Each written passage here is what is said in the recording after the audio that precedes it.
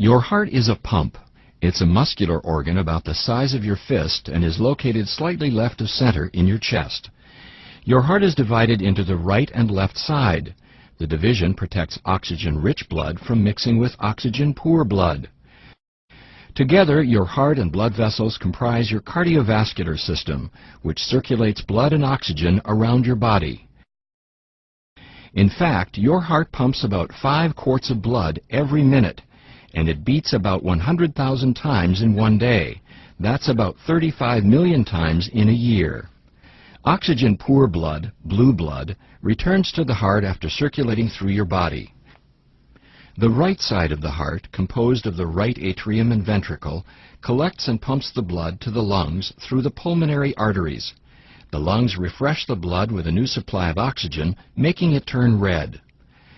Oxygen-rich blood, red blood, then enters the left side of the heart, composed of the left atrium and ventricle, and is pumped through the aorta to the body to supply tissues with oxygen. 4 valves within your heart keep your blood moving the right way.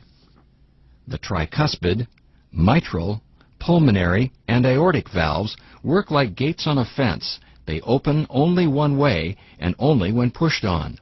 Each valve opens and closes once per heartbeat, or about once every second.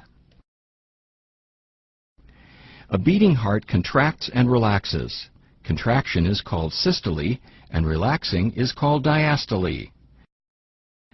During systole, your ventricles contract, forcing blood into the going to your lungs and body, much like ketchup being forced out of a squeeze bottle. The right ventricle contracts a little bit before the left ventricle does. Your ventricles then relax during diastole and are filled with blood coming from the upper chambers, the left and right atria. Then the cycle starts over again. Your heart is nourished by blood too. Blood vessels called coronary arteries extend over the surface of your heart and branch into smaller capillaries.